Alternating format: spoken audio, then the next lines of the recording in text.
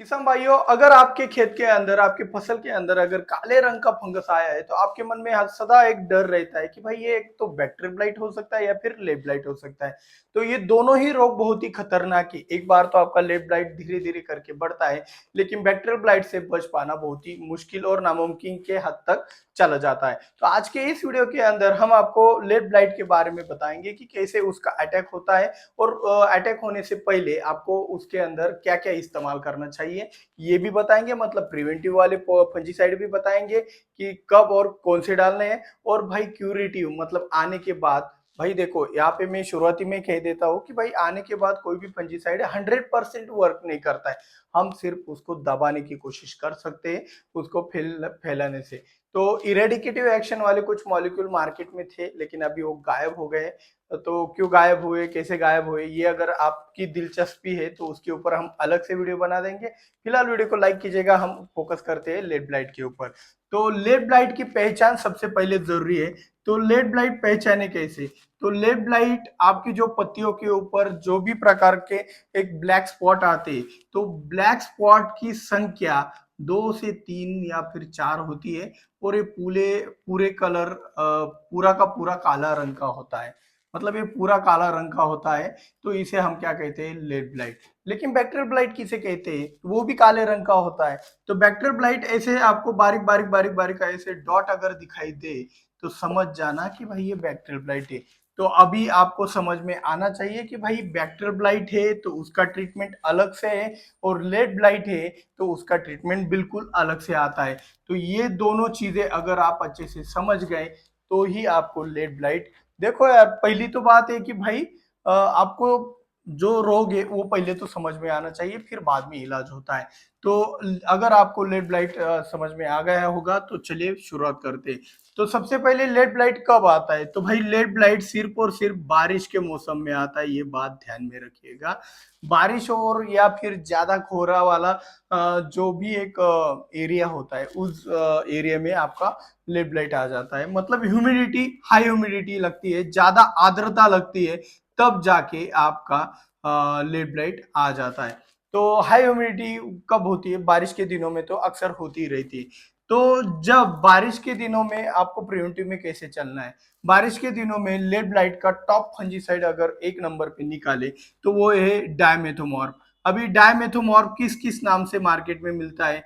तो यहाँ पे आप एक बात समझ लो कि जो भी सब्जी वर्गीय किसान वाले हमारे बंधु है, उनके लिए सबसे सस्ते में बढ़िया एक्रोबैट कंप्लीट के नाम से आता है, जिसमें आपका डायमेथोमॉर्फ प्लस पॉलीराम आता है। ठीक है, तो एक्रोबैट कंप्लीट के नाम से आपको ये मिल जाता है। दूसरा पॉइंट आपको जैम्प्रो के नाम से मिल जाता है। तीसरा एक्रोबैट के नाम से मिलता है, वो महंगा मिलता है। एक्रोबैट सबसे महंगा है, जैम्प्रो उससे नीचे। अगर 200 लीटर पानी में 200 ml का डोज ले, और एक्रोबैट कंप्लीट सबसे सस्ता, इसमें 9% डायमेथोमॉर्फ आता है। तो ये जो कंटेन है ना डायमेथोमॉर्फ, ये लेड ब्लाइट आने से पहले बहुत ही अच्छा कार्य करता है। अब आपको लगे ना कि भाई बारिश आने वाली है, तो कुछ 7-8 दिनों में बारिश आने वाली, 4 दिनों में बारिश आने वाली है, तो भाई उसके 2 दिन पहले अगर आप इसको लोड कर देते हो, आपके फसल के अंदर स्प्रेइंग करवा देते हो, तो आपको लगभग 10 दिनों तक बहुत ही बढ़िया तरीके से प्रोटेक्शन मिल जाता है। कोई भी प्रकार का इंफेक्शन नहीं होता है। अगर आपने एक बार एक्रोबैट कंप्लीट, जैम्प्रो या फिर एक्रोबैट का स्प्रेइंग कर दिया, तो आपको सिर्फ और सिर्फ बीच में कॉन्टेक्ट एक्शन वाले, मतलब 10 दिनों के भीतर आपको सिर्फ contact action, Kumaan, M45, copper, Captaf, ऐसे कॉन्टेक्ट एक्शन वाली दवाइयों का छिड़काव करना है। तो ये हो गए एक ही कंटेंट। अभी और भी बताओ भाई। तो दूसरा वाला है हमारा करजेट, या फिर आपका आता है इक्वेशन प्रो। ठीक है, अभी इसमें क्या बात है भाई? इक्वेशन प्रो और करजेट में बात ऐसा है कि कई बार क्या होता है, अचानक से बारिश आता है, हमें पता ही नहीं रहता है कि भाई बारिश अचानक से आ गई, हम क्या करें, हमारा तो ये भी लोड नहीं है, हम क्या करें। तो बारिश पड़ने के 2 दिनों के भीतर, 3 दिनों के भीतर, ज्यादा मैक्स टू मैक्स 3 दिनों के भीतर, तो आपको क्या करना है, इक्वेशन प्रो या फिर करजेट का इस्तेमाल करना है। अभी इससे फायदा क्या होगा? तो इन दोनों के अंदर आता है साइमोक्सेनिल नामक कंटेन। साइमोक्सेनिल नामक कंटेन आता है। तो ये जो साइमोक्सेनिल नामक कंटेन है, ये आपके लेड ब्लाइट और डाउनी मिल्ड्यू के ऊपर बहुत ही अच्छी तरीके से कार्य करता है, जो इंफेक्शन होने के बाद भी कार्य करता है। लेकिन यह सेकंड इंफेक्शन को अच्छी तरीके से कवर करता है, क्योर करता है। ये बात आपको ध्यान में रखना है। और यदि आपको लगे कि भाई सेकंड इंफेक्शन हो गया है, तो इक्वेशन या फिर कर्जेट डालने के बाद भी किसी कोने में उसके स्पॉट आ सकते हैं, तो उसके लिए आपको क्या करना है, आपको लिक्विड बोल्डो का मिश्रण आपको स्प्रे कर देना। ये फ्लावरिंग स्टेज में भी चल जाता है। यहाँ पे फ्लावरिंग स्टेज में चलने वाले जैम प्रो, इक्वेशन प्रो और लिक्विड बोल्ड है, जिनसे फ्लावर ड्रॉपिंग नहीं होती है। ये बात नोट डाउन कर लीजिएगा। अगर फ्लावरिंग वाले प्लांट्स होंगे तो पत्ता गोभी, फूल गोभी होगी तो उसके लिए कोई टेंशन वाली बात नहीं है। ऐसे फसलों में आपको पहचान लेना है कि कैसे स्ट्रैटेजी बनाना है। तो लिक्विड बोर्डो का मिश्रण आपको ऐसे इक्वेशन प्रो या फिर जब आपका कर्जेट स्प्रे होने के बाद क्यों लेना है, तो आपका जो भी इंफेक्शन हो चुका है उसको कवर करने के लिए। एक और धनुका कंपनी का एक किरारी आता है, किरारी का भी इस्तेमाल कर सकते हो सेकेंडरी इंफेक्शन के बाद लिए। अगर 3 दिन हो गए आपके कवर, कर्जेट और इक्वेशन प्रो भी नहीं डाल पाए, तो उसके बाद आप किरारी डाल सकते हो 7 दिनों के अंदर। अगर 7 दिन निकल गए, 7 दिन निकल गए तो भाई ये आपको आंखों से दिखाई लगेगा, दिखने लगेगा, तब ये पहुंच चुका होगा थर्ड स्टेज में, जिसको कंट्रोल कर पाना नामुमकिन है।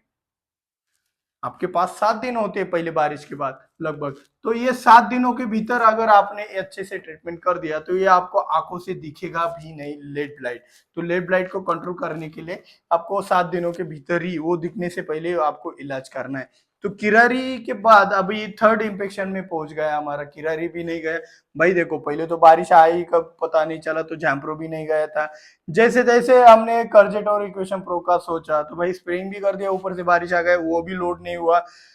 बारिश इतनी चली कि भाई किरारी डालने का भी समय नहीं मिला, और हम सीधा पहुंच गए थर्ड इंफेक्शन के अंदर। तो थर्ड इंफेक्शन के अंदर हम पहुंचने के बाद अभी देखो डिसीज प्रेशर कितना हाई है कितना लो है, अगर ये कैसे पहचानना है तो इसके लिए अलग से वीडियो बन जाएगा। आप मेरे को बता सकते हो कि भाई आपको डिमांड है या नहीं ऐसी वीडियो की, तो ये हम बनाएंगे, वरना नहीं बनाएंगे। तो थर्ड इंफेक्शन में पहुंचने के बाद हम क्या कर सकते हैं, तो यहाँ पे इरेडिकेटिव एक्शन में आपके पास 2 मॉलिक्यूल है। एक बायर कंपनी का ही मेलोडीडियो आता है, मेलोडियो आता है, ठीक है। और एक दूसरा कंटेन आता है उन्हीं का, सिक्टिन के नाम से। तो सेक्टिन अभी प्रॉपरली काम नहीं करता है, तो इसके साथ आपको ब्लू कॉपर का स्प्रे करना पड़ेगा, जो भी फ्लावर ड्रॉपिंग करता है, और मेलोडियो भी फ्लावर ड्रॉपिंग करता है।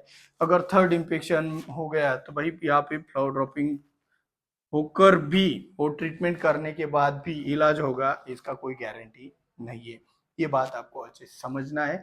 तो prevention is better than cure, मतलब रोग आने से पहले उसका इलाज करो।